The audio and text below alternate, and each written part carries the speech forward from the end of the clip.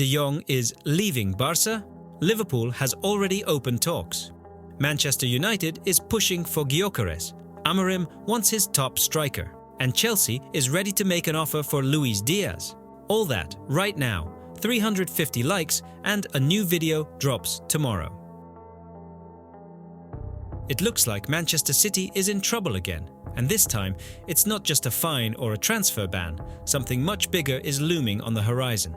The top European clubs seem to have decided that if City violated financial fair play, it's time to demand compensation. Arsenal, Liverpool, Manchester United and Tottenham have already lined up, and more could follow. This whole scandal dates back to 2018 when the first suspicions arose that City was playing tricks with their finances.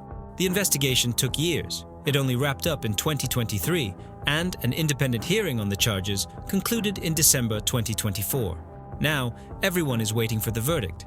Even Pep Guardiola, who usually remains confident, is being cautious this time. I think in a month, there will be a verdict. Then you'll hear my opinion. A clear hint that his patience isn't endless. So what happens if City is found guilty? There are plenty of possible outcomes, from heavy fines to points deductions and even expulsion from the Premier League. Imagine that, a club that has dominated in recent years suddenly dropping to the Championship. But City isn't just a team, it's a business. They keep operating, spending money and making plans as if nothing is happening. In the winter transfer window, they spent an enormous amount, almost half of all spending in the Premier League. And not out of panic, but as part of a rebuild, because big challenges are ahead: the Champions League fight, a showdown with Real Madrid, and the battle to stay strong in the rest of the season. Oh, and those 115 charges still hanging over them in the background. Now, about the potential compensation. According to Football Insider, if European clubs can prove that City's financial misconduct impacted their own revenues, the club might have to pay up. Meaning, if PSG or Bayern suddenly argue that City's violations cost them money in the Champions League, they could file lawsuits. If City is found guilty, they won't just face sanctions, they'll be dragged into legal battles. The club has already made it clear they will fight to the very end. City's lawyers are ready to appeal any punishments. And considering how long football-related court cases can last, this story isn't ending anytime soon. Now, a question for you. If City does get punished, what do you think will happen next? Will they be kicked out of the Premier League, hit with transfer restrictions, or will they get away with it like PSG and Juventus? Drop your thoughts in the comments. Let's discuss. Guys, it looks like we're about to witness one of the biggest transfer sagas of the summer. Liverpool has reportedly entered negotiations with Barcelona for Frenkie de Jong. Yes, that same Dutch midfielder Barcelona once paid 75 million euros for, only to now be willing to sell him for 40 million euros. Talk about a price drop.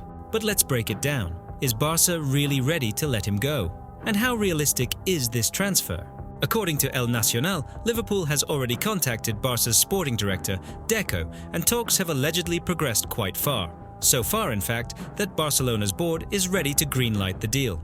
But there's one problem. Hansi Flick isn't thrilled about losing De Jong. He still sees him as an important piece for the second half of the season. But let's be honest, we've heard this before. For years, Barcelona has been trying to find a club willing to take on Frenkie's wages, but so far, no success. Now, it looks like Liverpool might be stepping in. Why Liverpool?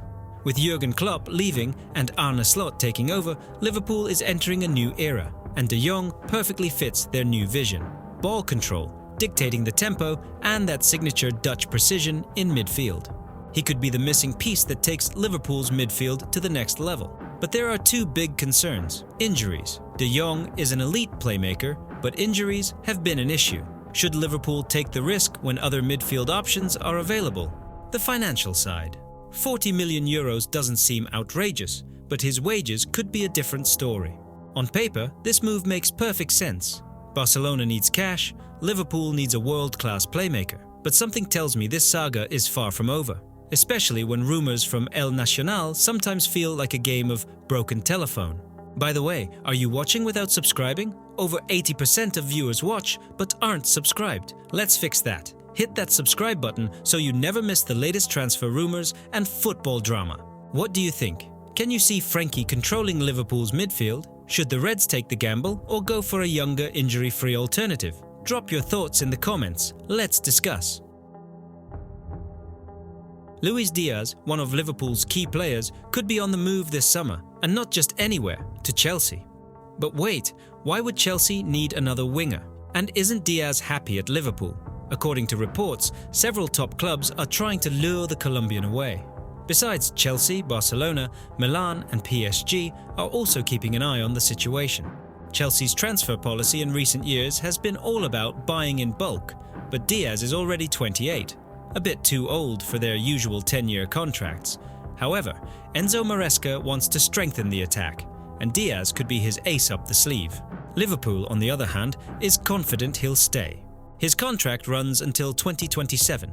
Negotiations for a renewal are ongoing, and according to rumours, Diaz isn't in a hurry to pack his bags.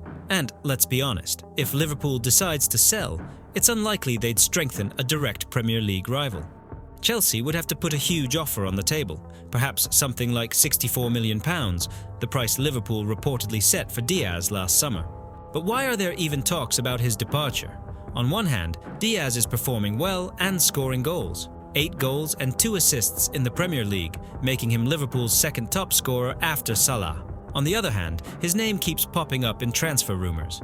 The real question is, does he actually want to leave, or is this just agent tactics before a new contract?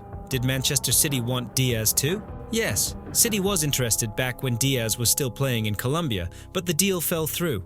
Imagine what a monster he could have become under Guardiola. Right now, City doesn't seem to be in the race, but as we all know, if Pep really wants someone, he just pulls out the checkbook and says, get him. Should Chelsea fight for Diaz? On one hand, absolutely. He's a technical, fast and versatile player who can score and create chances. On the other hand, does Chelsea really need him? Does he fit into Maresca's system? And is Chelsea willing to spend huge money on a 28-year-old when their strategy is all about building a squad for the next decade? What do you think? Will Liverpool sell Diaz? And more importantly, does Chelsea even need him? Barca is once again searching for attacking reinforcements. It's obvious that the Catalans need fresh blood up front, and 25-year-old Leao looks like a tasty option. Powerful, fast, excellent dribbling, and a knack for scoring. Essentially, he can cover any position in the front line. Everything seems perfect, except for one thing: the price tag. Milan has no intention of letting the Portuguese go for cheap. On top of that, Leao himself seems quite happy with life in Italy. So where is all this noise coming from? Well, it's simple. Jorge Mendes, a man who, if he worked in advertising, could sell sand in the Sahara. The agent was actively pushing Leao to Barca while he still had the mandate to represent him. Constant calls to Laporta, leaks to the press, rumours about the Portuguese star's dream of playing at Camp Nou. Classic Mendes tactics. The problem? Leao extended his contract with Milan, and money doesn't magically appear in Catalonia with the snap of a finger.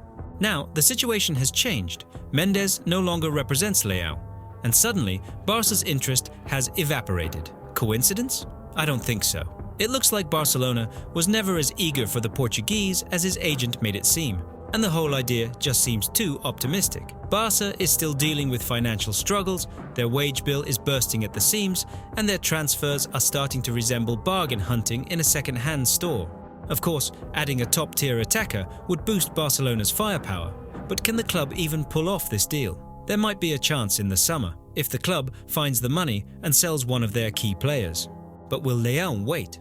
Hard to imagine him sitting around while Barca scrapes together another deferred payment. There's also another factor. Does Hansi Flick even need him? Leao is a player who thrives on freedom, loves carrying the ball, and attacks in an unpredictable manner.